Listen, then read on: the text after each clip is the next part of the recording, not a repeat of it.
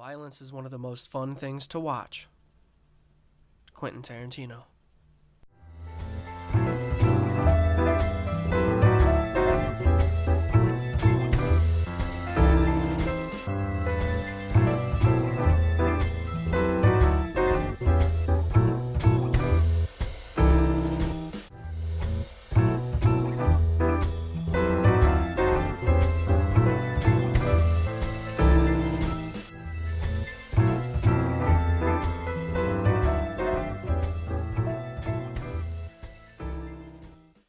Is the first episode. You're the first guest. Also, I should say, you can call me Seamus. Good to meet you, Melissa. Now, let's before we actually get into this, talk about your podcast and what you do on your show. Sure. So I am a paranormal podcast, The Haunted Ride, which I also have it in there in the title. And I just tell scary stories and I read other people's scary stories and we talk about it on the air. I also do mythology and on the Patreon I do a true crime episode every month. So I've got my feet in a couple different things, but for the most part, it's all supernatural stuff, all paranormal. It's just some stuff that I've gone through, and I wanted to make a community for people who have gone through it and didn't want to get called crazy. Right. So, are you saying you've had an experience before? Oh yeah. Well, so as the icebreaker to the show, I was like, oh, I'll share my experiences. And we're Mhm. on episode 14. And so for the last 13 episodes, it's all been my experiences. I've had a couple people write in about different topics that they wanted to hear about. I had someone send in their actual story, which was great. But I am still a small podcast. I started in October. So it's sort of it's gaining traction, but Yeah. it's just something you have to work at all the time. So it's been good that I've been able to share my own stories. It's actually been kind of therapeutic, but yeah, I've shared quite a lot of my stories on the podcast. Oh yeah. Honestly, that's the one thing that I try to market to any of the people that I conversate with is, the people that don't actually do a podcast. I try telling Mhm. them, I'm like, this is therapy, you guys. You have Yeah, no idea. This is a whole yeah, other level of like, I don't know, expansion of your mind and getting your thoughts out on hmm and I host a lot of podcasts, so I have an obsession with it now. But it's kind of nice because people are starting to see it as an art form. hmm They're starting to see the level that people like you and I, where we're smaller podcasts, where we are able to put in the same amount of work as a yeah, celebrity, but yet we don't get the same hmm amount of recognition because we don't come in with a mass following. You know what I mean? yeah, Because and it's it all. just go ahead. I was just gonna say, like, it's also building your audience and keeping your audience. Like, one of the I ran a blog for about 3 years, and one of the probably the best things I learned. Which now, of course, when I see other people not do it, I'm just like, come on, dude, why?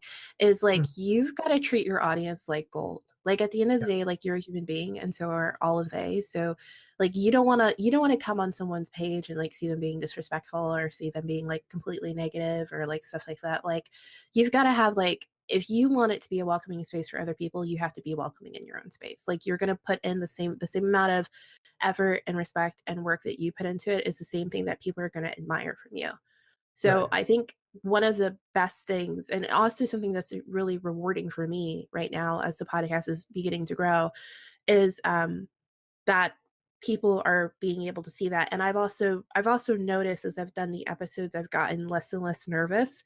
I used to Hmm. have to take several deep breaths, like, okay, I'm going to get into this, and start recording the intro over and over again because Right. it I'd mess it up being nervous. And Pressure. now I It just feels feel a like there's lot pressure more. even though there's nobody there. Oh yeah. Oh yeah. Yeah, it's still, I mean, it's still a job. Right. You do it alone. Mhm. Now, see, that's the significance that I feel like people they kind of take it for granted because so many people are so lucky to have several co-hosts or Yeah. multiple people that they are constantly having on the show. And I'm honestly just trying to branch out because most of my other shows are just me. It's just me Mhm. talking about things that I enjoy talking about. And Mhm. then having a co-host, there's a different type of like back and forth. There's an actual Yeah. conversation, a building of ideas kind of. So that's why Mhm. I started this podcast, and I really want to try and make every episode feature, a different person. So it's going to be an interesting thing because pop culture is huge, and I figured, well, pulp culture, Mhm. whatever. I was going to actually have because this is the first episode, there isn't going to be a super strict format, but my plan was to have like a Quentin Tarantino quote at the beginning of every episode before the music, but I Okay. already forgot that part. So it's fine. It's not a big deal. I honestly like the improvisation, like just making Mhm. it up as I go. I have, I write notes and I have to for all my shows because I don't like the dead air thing. But I Yeah. did this podcast called Famous Last Words, and I'm not trying to talk just about me, but I got a No. review for this podcast called Famous Last Words. And the whole Mhm. point of the podcast is I went through and I talked about celebrities and where they came from, how they got their fame, and then if they said anything in their final moments, especially if it was tragic. Chris Farley, he OD'd, Mhm. Hunter S. Thompson killed himself. So it's like I did Mhm. these stories, and how it started was with John Dillinger and whether or not he actually said bye bye Blackbird at the end of, when he got shot. And he didn't, Mhm. it wasn't true. But Mhm. as you can already tell, the way that I talk, it was weird for me to get this review because the guy decided to say that I don't really know English words. He said I sounded out of breath, and then there was one other thing too, and I was just like, how does that make any sense? Because I pretty much talk in like a paragraph, and I talk really fast. Everybody I know is like, slow down. You know what I mean? My mom has been saying it since I was a child. Like, slow down. I don't know what you're saying. I'm like, Mom, you mind if we go to the store? Can I go to the store with my friends? I want to hang out with my friends. Can I go?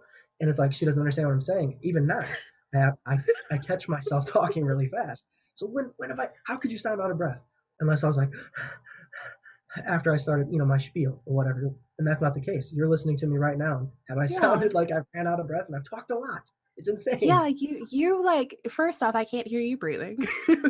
Yeah, I know yeah, you are, yeah, unless part of your pop culture is to like infiltrate it as a zombie. Good yeah. job. But no, I know you're alive, so you're breathing. I can't hear you breathing. And negative reviews are amusing to me. I finally got one and I found out that I got one like a month ago, like a month and a Mhm. half ago through this app that I know nothing about until I looked at some article and people were like, yeah, Castbox. I'm like, the hell is that? So Oh, I went and I looked at it and it turns out that, as most apps do, it pulls, your information from wherever. mhm. And so your podcast is there. So it turns out my podcast is there and apparently I have subscribers. Had no idea. And Okay, it's always I like have that. a comment. Yeah, I was always a nice surprise when I see that people like are following it somewhere. But it was a comment. It was, "Don't listen to this. It's boring." And I'm like, "Okay." So I looked at what episode like I looked at where when that was said and what Right. episode was the last episode out at the time. And that episode was a special episode because I love to write. And so I had written this short story about a ghost and whole thing. And I said, Mhm. okay, you know what? I think I'm gonna expand the story for the podcast just as like a thank you to everybody. It was a special like New Year's episode, just as a thank you to everybody who's been supporting the podcast and so on. I just wanted to do something special. Yeah. But if you don't like that, that's fine. But there's a reason why it says episode 1 and this Mhm. is like episode 11. So check out episode 1 and then you'll have a better idea for what the podcast is. And if you don't like episode 11, that's fine. And then I Right. also sat there and I did the little petty thing where I was just like, all right, well, you find it boring, but apparently the other 21 people who actually bothered to subscribe to it, who listen to it all the time, don't. And I appreciate that. Like, I Mhm. appreciate constructive criticism, but not just like, oh, don't listen to this. This is horrible. Like, Yes, really? tell me how to fix it. Tell me which part Exactly. you did not like. And Yes. honestly, that's the same app, Castbox. That's where I listen to all my podcasts, and that's where I make sure my stuff is. That's my favorite app. I can't Mhm. explain why. It's really the first one I fell into. And for the first time ever, somebody had commented on my podcast called Crime and Movies. Mhm. And it was specifically because the first episode was about Roman Polanski, and he's a Mhm. bad man. And the lady ended up commenting, and I was totally fine with it. Like, I get it. She was like, some of my facts were wrong. Like, Stephen King didn't write the Rosemary's Baby. I thought he did. I didn't look into it. Oh. That's my Mhm. fault. I get that. But she was so nice that when I literally just said to her, I was like, well, thanks for listening. That's all I Mhm. say now. I don't try to get confrontational. I used to, but Yeah. it gets you nowhere. But I was like, Yeah. thanks for listening. And she goes and comes back. She's like, no, it's a great show. She's like, whatever episode I did about John Landis, the Twilight Zone incident where the like kids got killed with a helicopter. It was crazy. Mhm. And she was like, that was a really good episode. And we kind of conversed back and forth for about 7 or 8 comments. And ultimately, Mhm. you find out like, oh, she was just being particular about the stats or whatever, rather than, oh, this isn't a good show and it's not produced correctly. You know what I mean? But it is And good that's validation. amazing. Right. Just to see somebody that's interacting in that sense where it's like that's a real person. It seems so common Mhm. nowadays. You run into bots. You know what I mean? It's like, oh, Yeah. well, that's not a real person. Yeah. But having that the ability to engage with listeners is what Mhm. makes indie podcasts such as ours a little bit better than the celebrities, just Mhm. because you can only see so much of a famous person, like understand that the particular side of their life where it's like they can't really complain about that much. I Mhm. mean, for one thing's for sure, the production is always 100%. I have not heard a celebrity podcast where it's like, wow, he could really use some touch up. You know, who's his editor? No, because every single one of them have a producer. We come in Yeah. here, we're the producer, the promoter, the Oh PR yeah. department, human Yeah. resources, the research and development. We're the whole thing, and no Yeah. one's throwing us money. You know what I'm But saying? here's No the one's like, thing, like here, thanks for the work. You know. literally, I have gotten so when I first started this, I did not think that I was gonna like make a podcast. I started listening to podcasts last year, and I had to start listening to it because of the job that I now do, and I Mhm. needed something to kind of like keep my mind up. So I just started listening to it, and I was like, oh wow, this is really cool. And of course, the first thing I started listening to was paranormal podcasts and then true crime. So I started listening and I was sitting there, I was like, I have experiences and so on and so forth. Like I'm really interested in this stuff. I would love to make a podcast. And I had a Yeti mic because I used to live stream. So I said, Mhm. okay, this is gonna be great. And this will be perfect. And I can just do this and everything will be fine. And I started using Audacity. And I didn't know what I was doing. Right. I Right. Right. I thought that every episode had to be perfect. If there was too many ums in it, it was horrible. If it wasn't like the best, clearest audio in the world, it was horrible. I cannot tell you the amount of times I've stayed up until like 2 o'clock in the morning when I have to go to work the very next day, redoing an episode, editing an episode just to make sure that it comes out. Like I had to change the days so that way I would at least do that part on the weekend and basically be able to sleep for work the next day. And Yeah. I thought to myself, like, I can't have a bad day. I can't have a bad day. I can't have too much to edit. I have a very small bit of a time frame to do this. And it was so much pressure because to me, I thought it had to be perfect. And at the end of the day, it doesn't. Like now Right. I curse in the podcast. Now, don't get me wrong. Like you don't hear echo in the podcast or anything like that. There's no reverb or stuff like that. Like, of course, if you had to say something over and over again, or if my dog is barking in the background, I'm going to Mhm. edit that out. But just because if I'm laughing and I apparently do that famous gasp thing after I laugh, sometimes that's actually good to set the tone of whatever it is you're doing. You don't have Right. to edit it out every time because then it just sounds like you just flow into the next word and it's like how did you go from like laughing like that then flow into the next Mhm. sentence? It's It doesn't almost have to be robotic. so yeah, it doesn't have to be so perfect. Like you're a human being, and the fact that people can see that human side of you and see that maybe it's not all perfect, and sometimes it might be a little flawed in some way or something like that.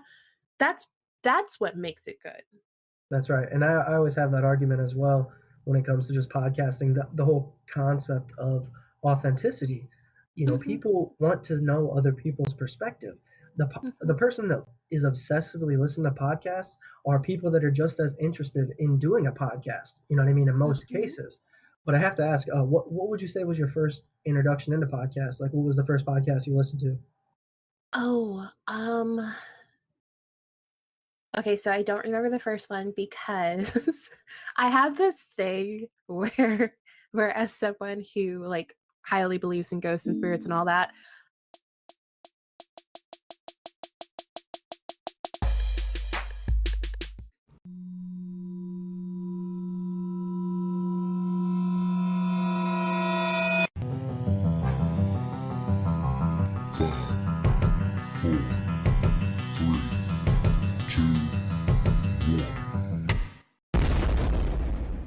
And we're back.